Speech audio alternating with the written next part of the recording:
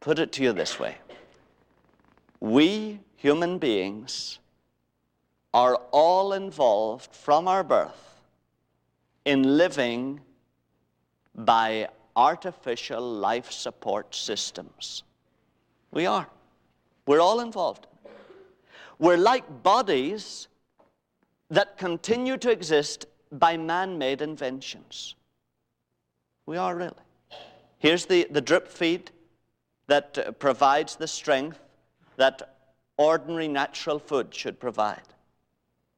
And here's the old pacemaker that keeps the heart going, that we can't keep going ourselves.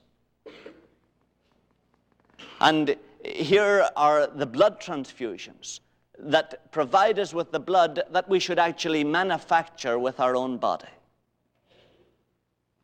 Except that our drip feed is our jobs, our salaries, our possessions. And our pacemaker are human relationships, interesting experiences, congenial circumstances that supply us with happiness. And our blood transfusions are the praise and approval of our peers, the recognition and approval of men that give us a sense of significance and importance. And you may say, but take away those and we would die. And that's true. If you took away those from your present old, dying, deteriorating personality, you would die. You would die without the approval of your friends and without the stimulation of circumstances and events to make you happy. But do you see, once you died, you wouldn't need those. Isn't that right?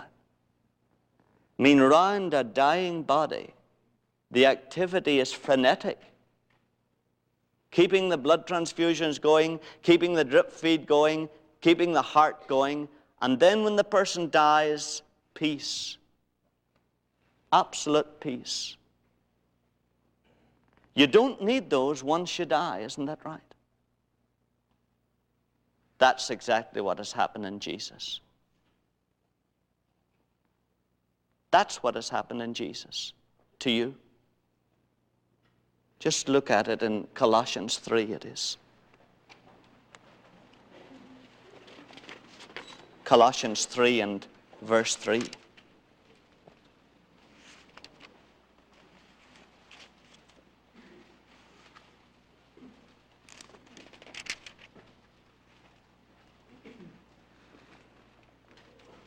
It's page 1027. 1027. Colossians 3 and verse 3.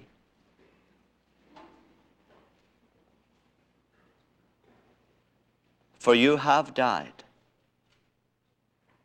and your life is hid with Christ in God. That's the truth.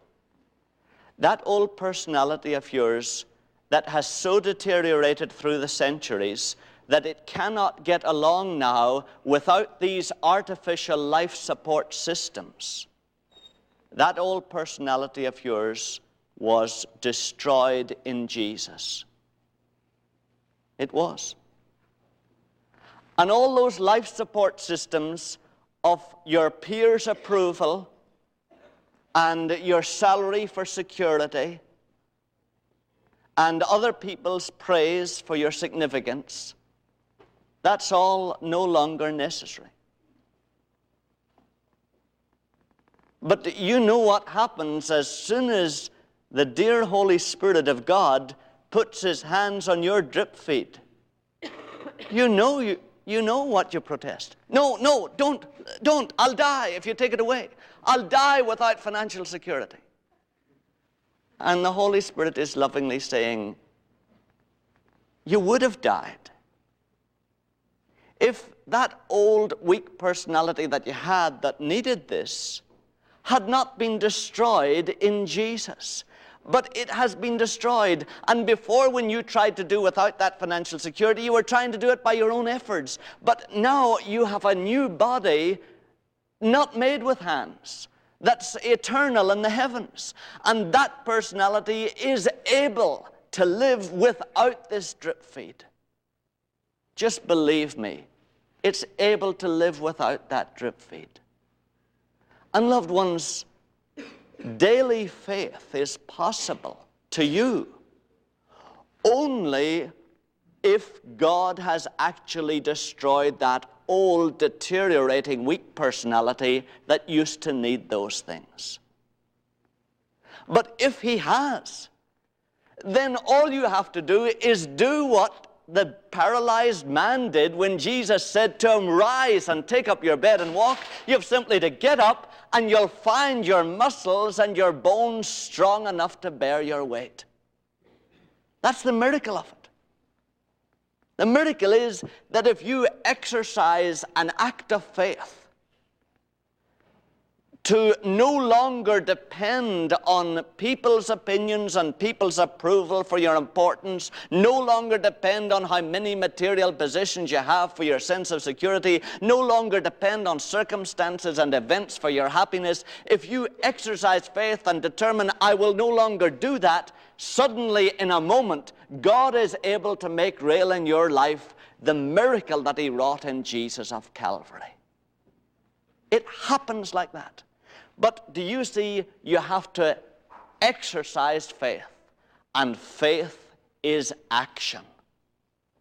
Faith is not saying, I believe it. Faith is action. It's believing, yes, you have been changed radically at Calvary, and there is a version of you that is available to you by an act of faith that does not need all these things.